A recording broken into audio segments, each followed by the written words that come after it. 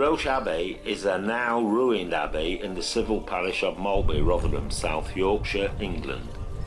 It is in the valley of Maltby Dyke, known locally as Maltby Beck, and is administered by English Heritage. It is a scheduled monument and Grade 2 listed in the National Register of Historic Parks and Gardens.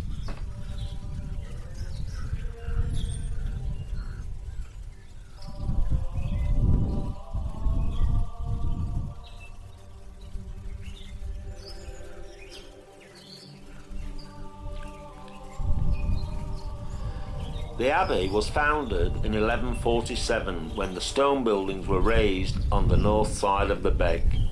The co-founders of Roche were Richard de Buzzley, likely the great-nephew of the first Roger de Buzzley, the Norman magnet builder of Tickhill Castle, and Richard Fitzturgis. According to the Monasticon Anglicanum, the two Richards gave land to the monks on each side of the stream on the understanding that abbey should be built on whichever side was considered most suitable for building, and that both of them would receive as much credit as the other, with the one whose land was rejected being held in the same level of thanks regardless of whose side of the stream it was built on.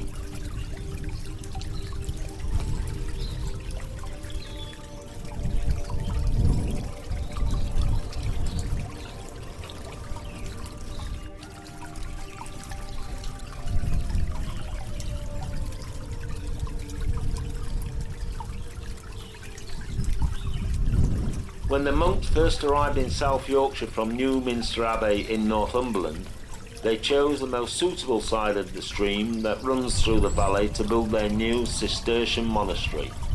25 years later, at the end of the century, the Norman Gothic Great Church, dedicated to the Virgin Mary, had been finished, as well as most of the other buildings.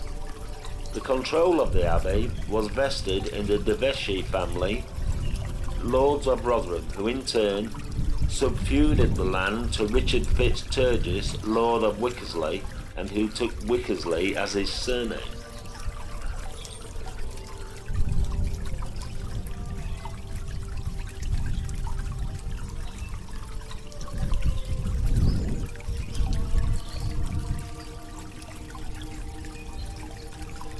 From the start, the Abbey of Roche, built for the so-called white monks, as the Cistercians were known, had almost otherworldly air. It was, after all, built at the northern end of an area once covered by Sherwood Forest, and it was said that Robin Hood went to Mass here.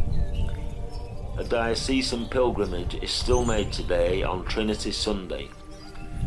At its height, it supported a community of around 175 men, of whom around 60 were choir monks, the remainder being lay brothers, a Cistercian innovation.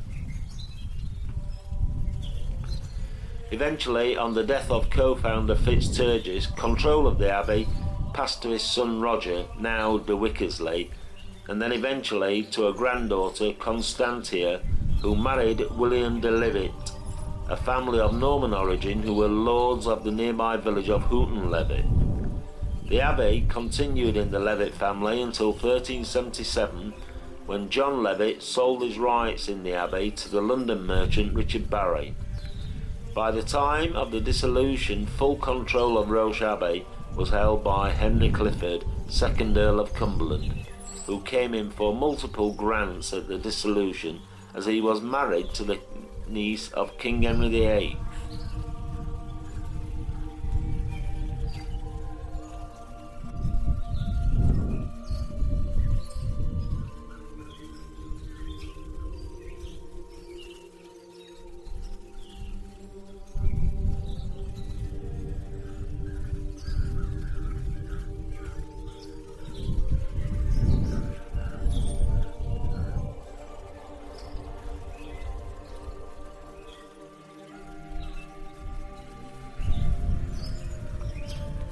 The Roche Abbey records have been either lost or destroyed, so there are no accounts of the abbey's activities, other than that there were 14 monks and an unknown number of novices at the time of the dissolution by Henry VIII on the 23rd of June 1538. It was this that led to the abbey being reduced to ruins, although the surviving parts of the walls of the north and south transepts are still quite impressive. The local community at the time of the dissolution decided they had the first right of claim on Roche Abbey and its possessions. Timber, lead and stone were also removed in vast quantities.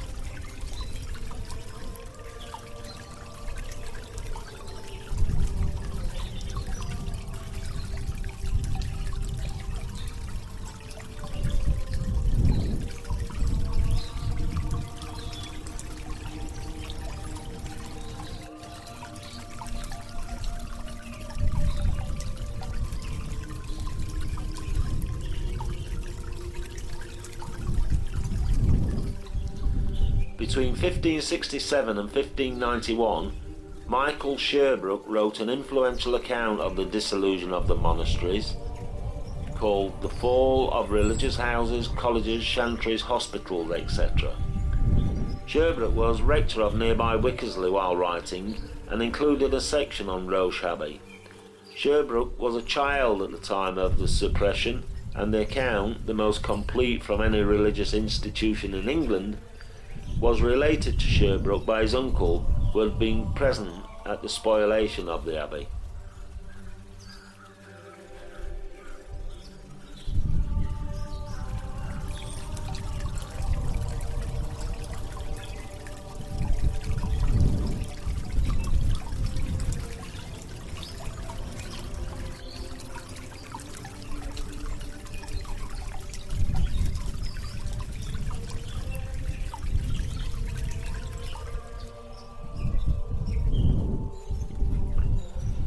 For the church was the first thing that was spoiled, then the abbot's lodging, the dormitory, refectory, cloisters, and all the buildings around within the abbey walls.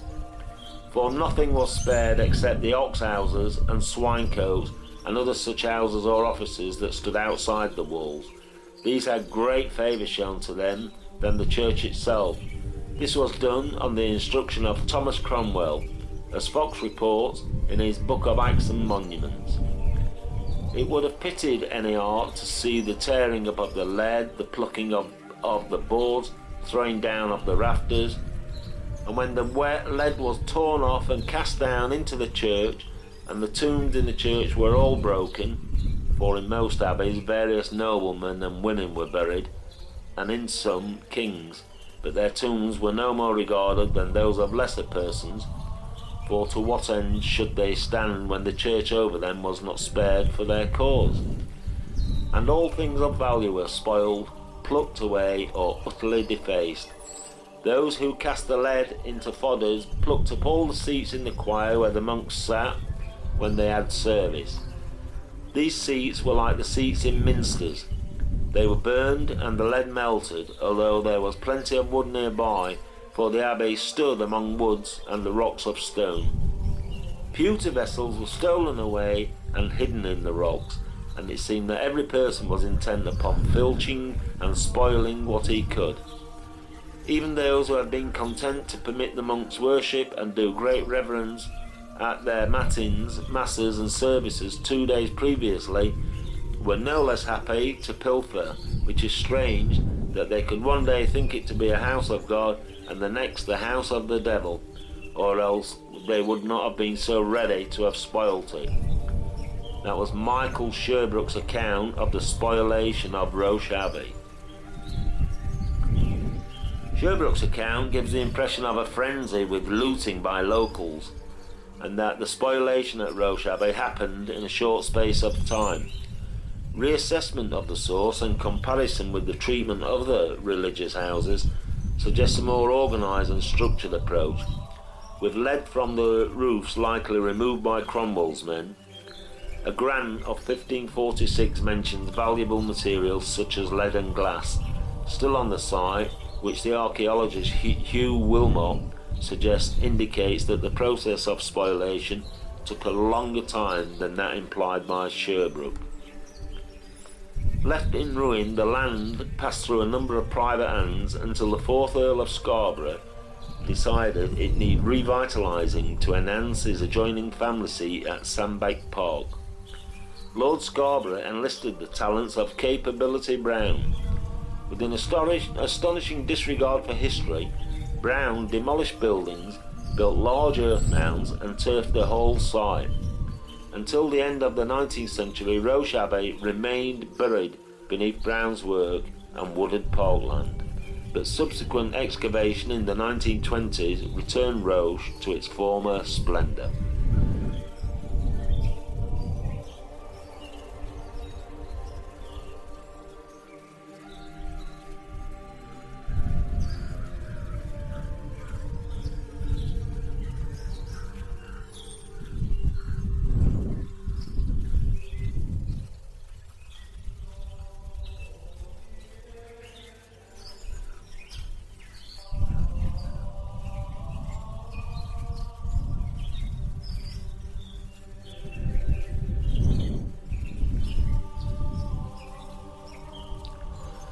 The site is now in the care of English Heritage. The cliff path walk provides access to a view across the Abbey grounds where its layout can be appreciated. Some of the buildings are low standing, but the walls of the church still stand to full height, and the Gothic French idealism thrust into its design and architecture is visible. Later additions to the buildings include the kitchen area and abbot's quarters, built on the other side of the beck and accessed by a bridge which still stands. The monks' latrines were over Maltby Beck, so the running water took away the waste. The stream was dammed higher up to ensure fast-flowing water, quite a modern-day facility for the 13th century. There are several local legends concerning ghosts and tunnels to other buildings, even a lost wishing well.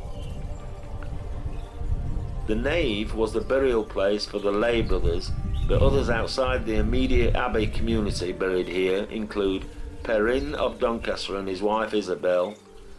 There is also a tomb of the 14th century Ralston family, presumably local worthies.